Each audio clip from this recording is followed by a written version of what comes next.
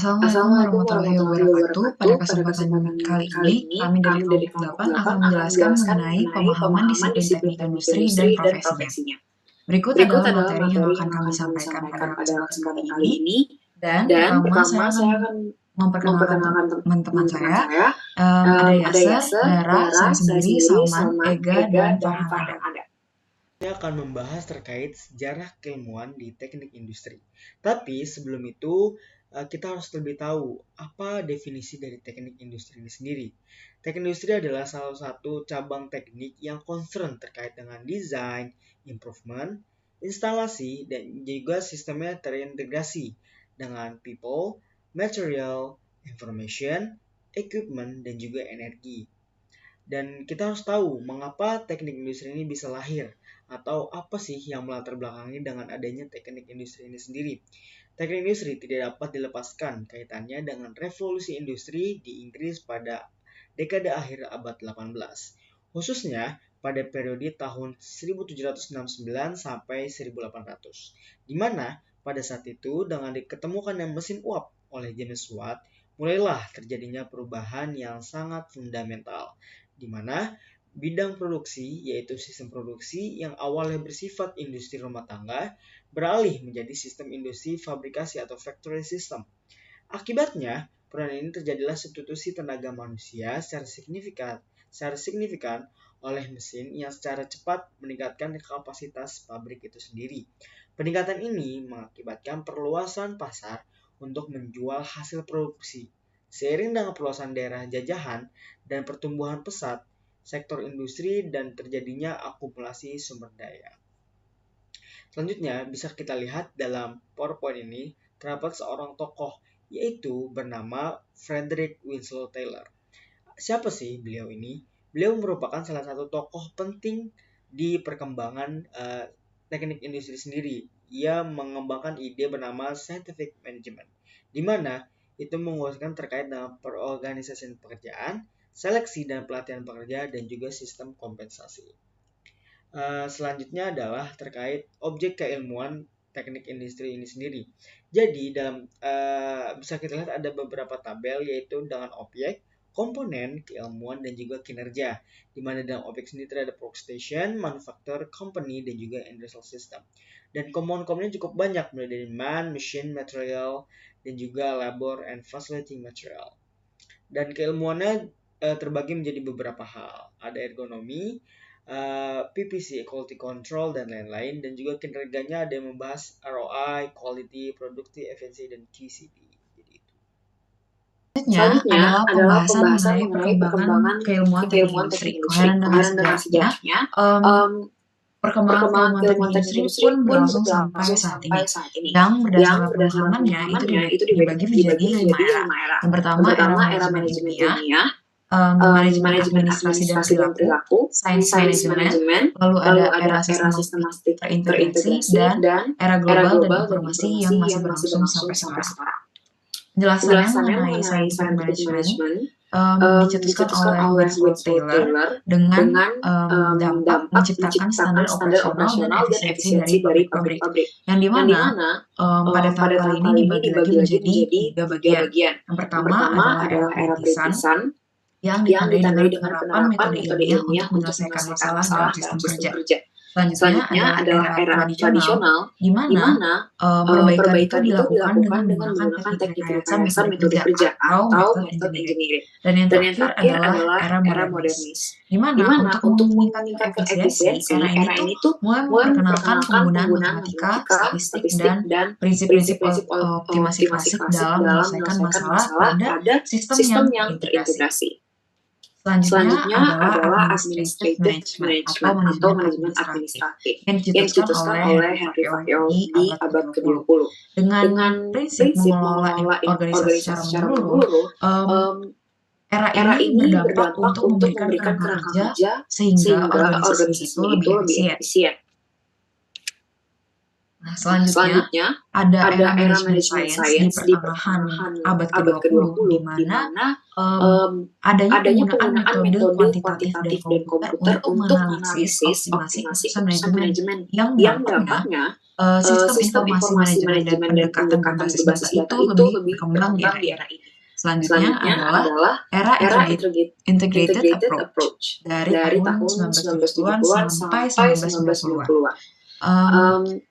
Pada era ini dampaknya lumayan besar karena mendorong otomasi, robotika, dan integrasi komputer dalam manajemen produksi. Nah, era yang sekarang kita lalui yang udah berlangsung dari tahun 1990 sampai sekarang, yaitu era global dan informasi, di mana adanya globalisasi, revolusi digital, SEM, AI, dan perubahan operasi bisnis yang berdampak sangat besar khususnya pada teknik industri karena teknik industri ini fokus pada manajemen data, AI, dan teknologi digital untuk meningkatkan efektivitas dan efisiensi teknik industri itu tersendiri. Nah, selanjutnya penerapan prinsip analisis pada jurusan teknik industri. Nah, biasanya penerapan analisis pada teknik industri ini digunakan untuk berbagai aspek. Contohnya untuk meningkatkan efisiensi dan juga produktivitas. Nah, ini adalah beberapa penerapannya. Yang pertama, perencanaan produksi. Nah, biasanya para jurusan teknik industri ini menggunakan teknik analisis untuk merencanakan dan mengoptimalkan proses produksi, termasuk penjadwalan dan juga pengaturan sumber daya. Nah, selanjutnya mengendalikan kualitas.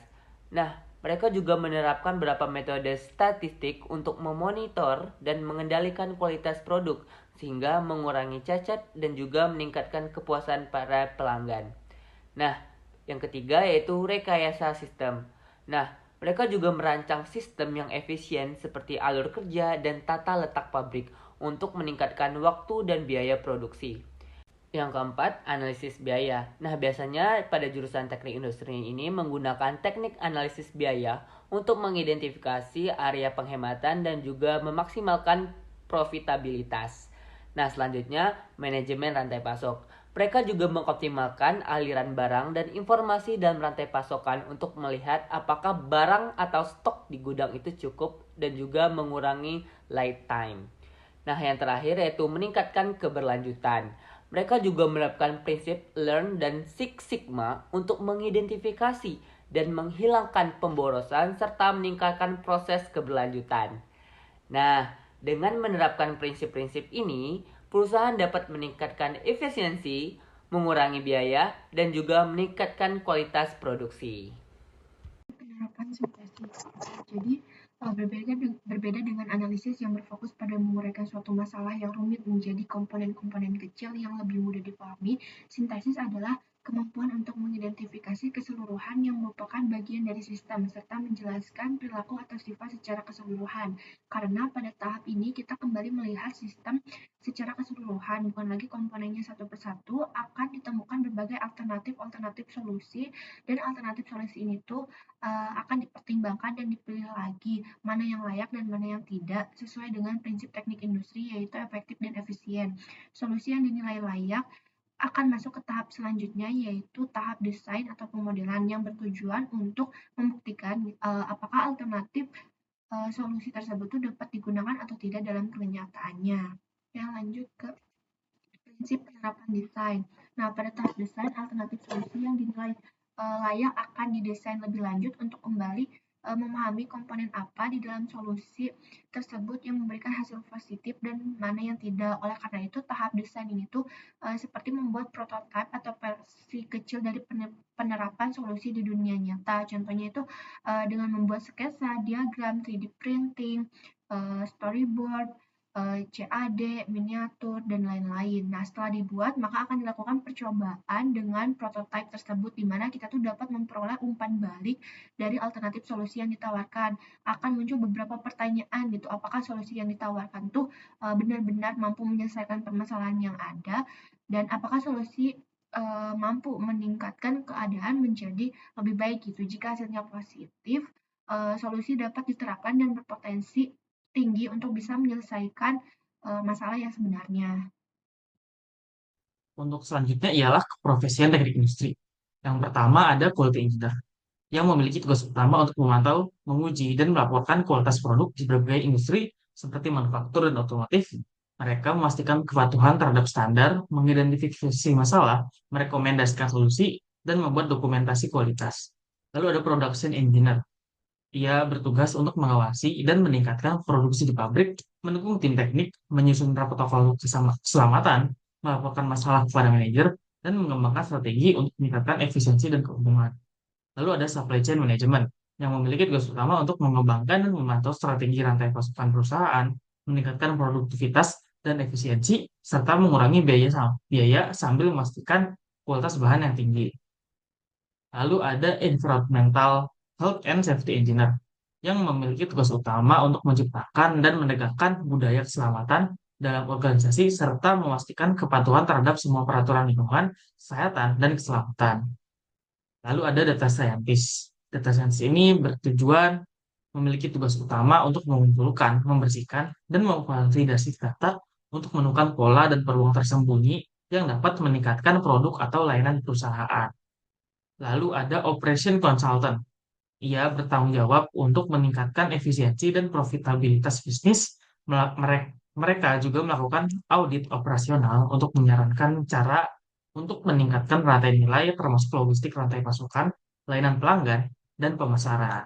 Selanjutnya ada asosiasi teknik industri yang membaginya menjadi dua, ya ada skala internasional dan juga skala nasional. Di skala internasional dimulai dari AIAE atau The Institute of Industrial and System Engineers, didirikan pada tahun 1948 yang merupakan tonggak dari berdirinya asosiasi teknik industri dunia. Namun pada 1981 berubah nama menjadi IAE dan hingga tahun 2016 hingga sekarang menjadi nama IISA atau Institute of Industrial and System Engineers. Lalu yang kedua ada IFAC, International Federation of Automatic Control, didirikan tahun 1957 oleh Harold Chestnut yang berfokus pada teknologi kontrol otomatis untuk industri manufaktur dan sistem produksi. Lalu yang ketiga itu ada AIM, di sini merupakan European Academy for Industrial Management, didirikan tahun 1966 dan didirikan oleh akademisi dan profesional industri Eropa. Salah satunya ada Profesor Bekenstein yang berfokus pada pengelolaan industri melalui kolaborasi akademisi dan sektor industri. Lalu yang keempat ada asosiasi WAPS, World Academy of Productive Science, yang merupakan peran penting dalam teknik industri yang didirikan tahun 1969 oleh Dr. John Hope, ahli produktivitas dari Inggris, yang berfokus tentunya pada peningkatan produktivitas di berbagai sektor industri secara global. Lalu yang kelima ada SME atau Society of Manufacturing Engineers, didirikan tahun 1932 oleh Paul Carl Simons yang merupakan pemimpin industri manufaktur di Detroit, berfokus pada pengembangan teknologi manufaktur dan pengembangan standar produktivitas. Lalu yang terakhir adalah ANSI, American National Standard Institute, yang merupakan 5 dari industri terbesar di Amerika Serikat yang berfokus pada penetapan standar keselamatan kualitas kinerja yang sangat berpengaruh dalam bidang teknik industri. Lalu di sekarang adalah merupakan skala nasional. Skala nasional sendiri pertama ada PIITI yang didirikan tahun 1952 oleh Profesor Dr. Insinyur Rusono yang berkontribusi pada sertifikasi insinyur kolaborasi dengan industri. Lalu yang kedua ada namanya BKSTI yang berdiri tahun 9 Juli 1996 dan di Aula Barat Institut Teknologi Bandung. Para akademisi dan praktis teknik industri lain yang mendirikan asosiasi ini yang berkontribusi tentunya untuk mengharmonisasikan kurikulum dan peningkatan mutu pendidikan teknik industri. Ada ISTMI yang merupakan Ikatan Sarjana Teknik dan Manajemen Industri di Indonesia, didirikan tahun 1986 yang memiliki peran untuk pelatihan, sertifikasi, kolaborasi dengan industri.